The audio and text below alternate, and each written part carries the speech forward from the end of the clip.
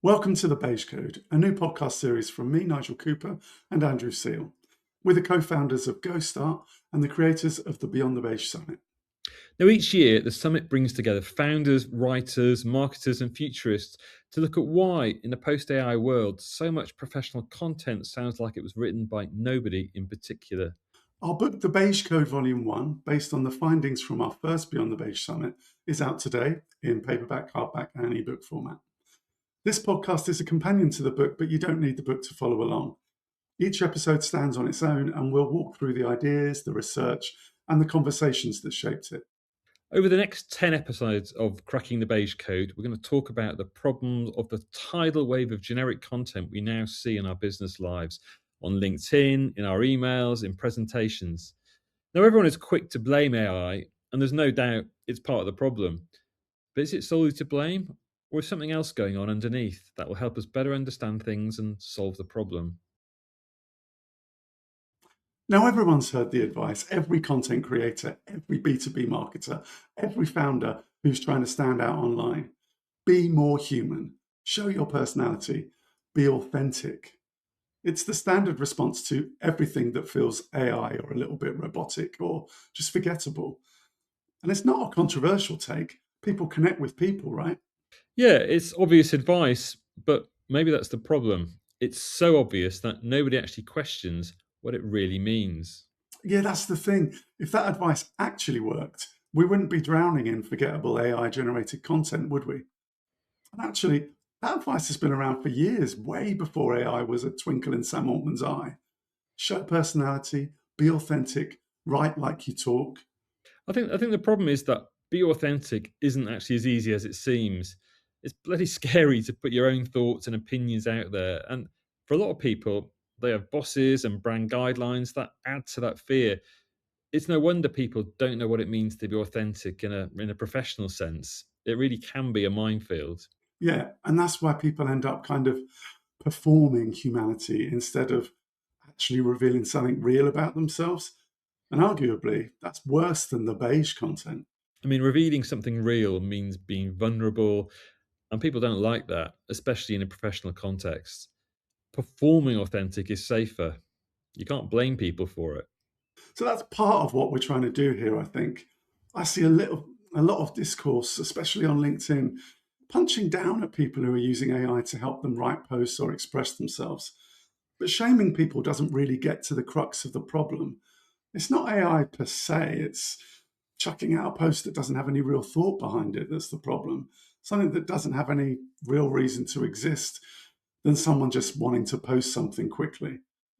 But like I said, shaming people, blaming them, I don't think that gets to the bottom of why they're doing it or how to help them to produce something better, even if they are using AI to help them write. I mean, solely from a pragmatic point of view, just telling people not to use AI doesn't work. They're just going to use it in secret. Absolutely. And telling people to be authentic or more human, well, it just doesn't really help them. It doesn't give them any tools to do that. One of the speakers at last year's Beyond the Beige Summit was Ashley Faus, head of lifecycle marketing at Atlassian. She made a point that really stuck with me. When we teach kids to be kind, polite, empathetic, we do it with language. Please, thank you. How do you think what you just did made that person feel? And her point was, if those things are teachable with language, they're teachable to AI too. I don't have children, but I have nieces and nephews, and I watch my siblings teach their children empathy, kindness, being polite, caring for other kids, right? You have to share. And we know that offering your toy is indicative of being kind to other people. So if these are skills that we can teach with language, we teach them please, we teach them thank you, right? Then that means that we could also teach AI to kind of be empathetic or be authentic, right? Which is uncomfortable because we like to think those things are ours: warmth, vulnerability, a conversational tone. But if they're patterns that can be taught, AI can learn and perform them. And as we see with each new model, it's getting better at performing them every day. Yeah. So the question stops being, can AI sound human? Because more and more it can, whether we like it or not. So the real question becomes, how do you tell the difference between someone who really means what they write and something that's learned the shape of meaning it. There's a perfect practical example of this that by now everyone will be familiar with, the much maligned M dash. For years, it was the writer's mark, a way to break through a thought mid sentence. Then AI learned how to use it. The AI basically looked across all of the human created content. A number of really excellent writers used the M dash. And so AI was like, haha, the M dash is how the good writers do it. I shall use the M dash. And now, an M dash is an AI tell. I rarely use them in my own writing anymore because every LinkedIn post with one screams, AI wrote this. And I hate that I can't use them. It's the same with the rule of three or short sentences for emphasis. Half of the writer's toolkit has now been co opted by AI and people using the writing rules without knowing why they're using them. And that was actually Ashley's wider point. The M dash isn't the problem. People using it without understanding it is the problem. Once you understand the grammatical rule, you know how to break it on purpose. AI doesn't break the rule, it just copies the shape of someone who did. Yes, so when a writer uses an M dash because a thought genuinely broke mid flow, well, that's a choice. When AI uses three of them all in one paragraph, it's because that's the pattern in its training data. That's imitation, and for some reason, it's really obvious, even though the content itself is technically all right. Totally, you can feel which is which. Something about being human, the human choices behind writing, they bleed through, don't they? So maybe in the end, it's not the M dash, but the choice, the decision behind the content. In Beyond the Beige 2025, Carmen Simon brought neuroscience into the equation. She runs hyperscanning studies measuring two brains simultaneously while people are listening to content. Basically, she's trying to see which approaches make a brain stop and take notice. So, all the advice we're given is to be authentic and make people feel something. So, presumably, that's what works. You think so? She tested 4 different approaches: empathy, affirmation, elaboration, and insight. And here's what she found. Out of the 4, I noticed that the touchy-feely ones actually don't work. Those were the weakest. The Interesting. strongest were getting and igniting an insight or emotion with an insight. Wait, so the touchy feely ones don't work? Empathy and affirmation are ignored? That's the opposite of every piece of content advice I've heard in recent years. It's all about keeping it simple, making it emotional, making it relatable. Yep. The thing that made brains stop and take notice most was giving true insight. Give the listener some cause and effect that they hadn't considered before, or that restructured how they saw the problem, and they remembered it.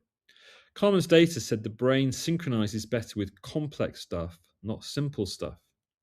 So the take home is be challenging, not comfortable. So instead of be authentic, we should be telling people to be more rigorous, maybe, to actually have an opinion and share it, to be more thoughtful, maybe? Yeah, I guess. Because AI allows you to check something out without thought, really, doesn't it?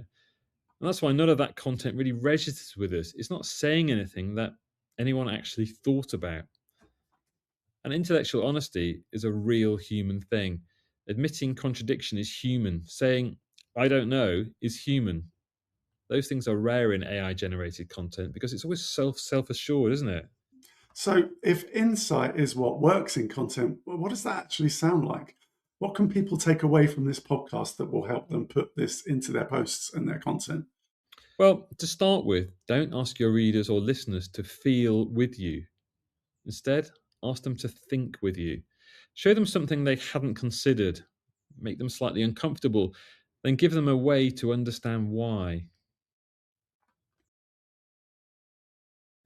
Andy Lambert brought a different angle again to this topic. His thinking was that before you can write anything authentic, before be more human even makes sense, you have to know what you're willing to be known for.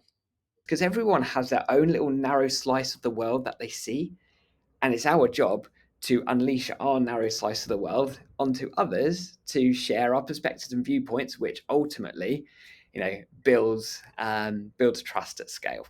All right, that's interesting. So your narrow slice is your asset, not your limitation. Exactly. Your perspective, your specific angle, your thing. But few people want to have a very deep conversation with themselves to work out what they want to be known for. And funnily enough, we saw that when we launched the alpha testing for GoStart, didn't we? There's a series of exercises asking users about their professional life, their opinions, all geared towards training GoStart in their voice and their stance and their opinions. And we found that probably over 50% of people were really quite resistant to spending quite a short amount of time doing those exercises. They just wanted the quick fix, even though spending that time would have improved the end result. Exactly. So people are used to a tool that can give something quickly. ChatGPT or Claude, they can do a good job straight away. So people just start writing, start posting. But if they don't do the work Andy Lambert was talking about, if they don't understand who they are and what they want to be known for, well, then they default to beige, to safe. Exactly. So Andy Lambert's contention is that to avoid your content being beige, you've got to work out what you're willing to stand for, what you want to defend in a way. Yeah, and I completely agree. If you don't have that, it doesn't matter how warm or seemingly human your content is. Adding warmth to nothing just gives you warm nothing. Exactly. You just need to know what you stand for, then let that shape how you write. Even if you are using AI, you've got to be able to tell them your standpoint. And that's the crux of the problem, I think. If you have a standpoint, you've got to be willing to be judged for it. AI has made it so much easier to post something that you don't really care about. That's where the beige tidal wave comes from. But if you post something with a real opinion, even if AI did help you draft it, people can disagree with you. And that's kind of terrifying for a lot of people. So for many, it's much easier to just retreat into safe beige. And in that sense, well, AI just, I don't know, it magnified a problem that we already had, right? So today's take home is that if you want to stand out with your content, don't obsess over M dashes or whether AI helped you, but instead be willing to stand for something.